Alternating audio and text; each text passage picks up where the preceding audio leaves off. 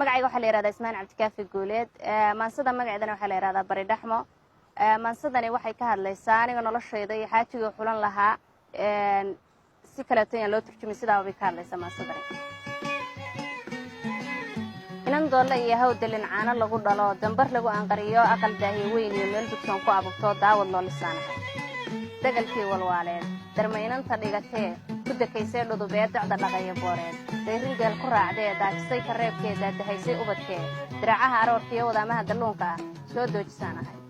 dhanka kalena deeqa u mudug dacalladeedii iyo docda bari nugaaleed qardha iyo dhul doogsaday degmadii taleex iyo booqatay daraawiish lasacaana daafaha boorama ma daayee burca daawashada iyo ma ku daahay gebili dalxiis xamar ma soo maray beeraha duleedada bilicdii ma doogsaday jubbaland damaashaad marka aan diyaar ahay walasaqa ma daagtaa baydhabo babayg iyo burcad subaga xoolaha baahili ima jeestaa beledweyne hiiraan barta webigu soo maro barbaar ma isla boodnaa baxsankii cadaadood beri kama maqnaadee bidhaan aragga muuqiyo waan u bogay dadkeedaba waxaan beero soo maray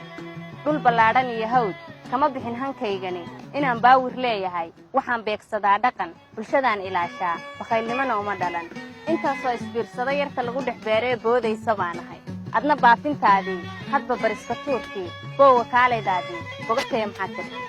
haddaan boogda weeyoon kugu biirsho garashada birta baanadaydiiyo bidhaantayda lama helo hasa baa la badatee cabdow 100 halaad iyo baxdoy farasa iyo qori buntukhay ma haysaa